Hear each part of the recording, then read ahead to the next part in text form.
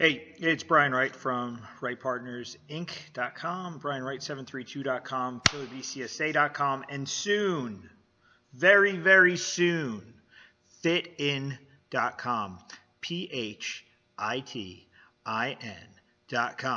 That will be basically a social and consulting network for fitness professionals. So it'll take everything I've been saying here, expound upon it, more information, everything you need to start a fitness business, transform a fitness business from being in the negative into the positive, to learn how to be a master instructor, amazing stuff. So fitin.com, make sure you go and check it out. Keep checking back. It's not populated yet, but in about 30 days, this amazing website will be up and membership will be available. So let me get down to what I'm actually here to talk about today, and that's not just myself. I have an idea.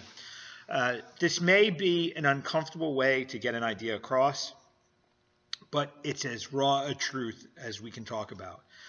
Failure is part of the process. Failure is part of the process of life and business, whatever. There's so many sayings, memes, whatever out there. Like, someone who's a success is just someone who never gave up. Failure is just part of the process. You're going to fail and fail and fail and fail, and then you're going to get it one day, and then you're going to feel like you've achieved whatever, and then you're going to fail a few more times, and you're going to get it again. It's the roller coaster ride of life. So that's just what it is. But here's the thing. How you respond to failure is everything. Now let's take a horrible situation and look at the two outcomes. And it's out there. You're going to find a million examples of it. Two soldiers go to Afghanistan. Both of them get their legs blown off. Extremely horrific experience. Both of them come home. They're both put through the same receiving process by the military. They go through the same therapy, the same counseling, and then they're both discharged from the military with the same level of support at home and everything. And what happens? One of them goes on to becoming a motivational speaker. The other one goes and commits suicide.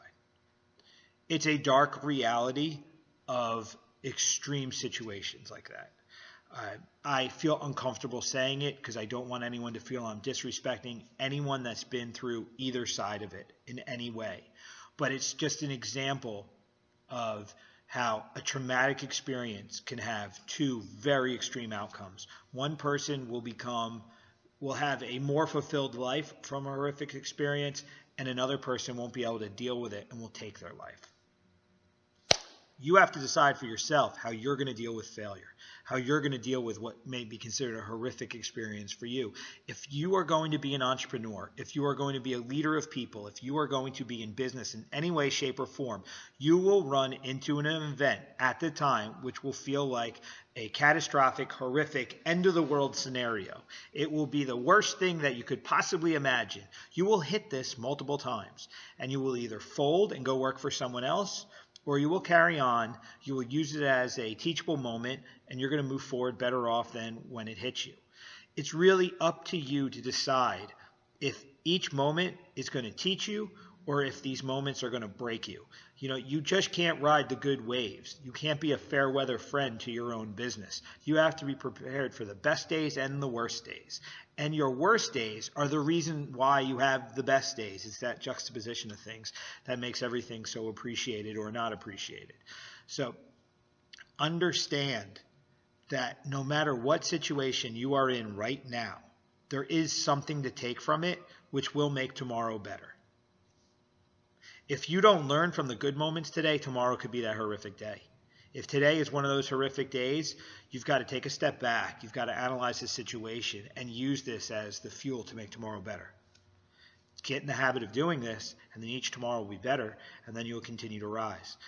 This is not something that I'm just saying. It happened in my own life. I was fired from my family business. It took me 3 months to get out of the funk of feeling sorry for myself and wake up, take my own advice, get my feet on the ground. Now I'm sitting in front of you, way more successful than I was 1 year ago, and I'm looking at opportunities that a year ago weren't even in my mind, because having a rather traumatic experience when you have a 2-year-old son and a wife at home and bills to pay and no income, you've got to look at it and go, oh my God, what am I going to do here? And I could have panicked, which I didn't. I started working immediately, trying to figure out what it is that I could do. But ultimately, it's what I wanted to do that mattered most, because by doing what I want, it gets me to do something that I'm into, that I have energy for, that I have a passion about. And now I'm thriving at a much higher tempo than I was even when I had the job with the family.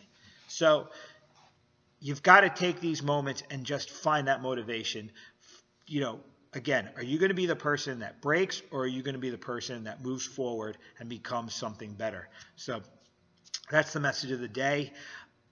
Really understand that no matter what you're going through, there are other people that have gone through it successfully and unsuccessfully. And it's really your choice how you're going to go through it. You can choose to continue to strive and ultimately achieve success, or you can fold and get a 9-to-5, or let the whole world crash down upon you, and who knows where the hell it's going to end up. If you're in business and you're finding tough days, I need you to understand that it's just business. Money is something that we make this heavy weight, but guys, money is a theoretical concept. So we are getting off on the trading of a theoretical situation. It's paper with ink on it. It's the fuel that makes the market grow. It's our economy. It's what we use to trade. But it's still a theoretical concept. As long as you're breathing, as long as you have relationships, as long as you can fuel yourself, you have the ability to live. Money will be a component of life, but it shouldn't be your life. And if you lose money, you didn't lose your health. You didn't lose your wife. You didn't lose your kid. You didn't lose family members. You lost money. You lost a theoretical thing which you can reshuffle the deck and figure out a way to acquire more of. So relax, people. No matter how bad you think it is, if you're running into a financial problem, it's absolutely solvable. It's just coming down to strategy, passion, understanding your core value, using the marketplace to your advantage instead of just working for the marketplace. We'll get more into that as we go, but realize that your failure is part of the process, and that failure is either going to lead to success or it's going to lead to an end. And I don't want to see anyone move towards that end. You don't want to commit career suicide. I want everyone to achieve the success that they wanted. So look for more information to come. Give me an opinion of what you think about what I had to say today. Give me a thumbs up. Give me a thumbs down. Leave me a comment below here. Please follow us on YouTube. If you're on Facebook or Twitter right now following this, click all the way through to YouTube and give me some feedback. I'm really curious to what you have to say about what I have to say. All right. Have a good day. I'll talk to everyone again soon.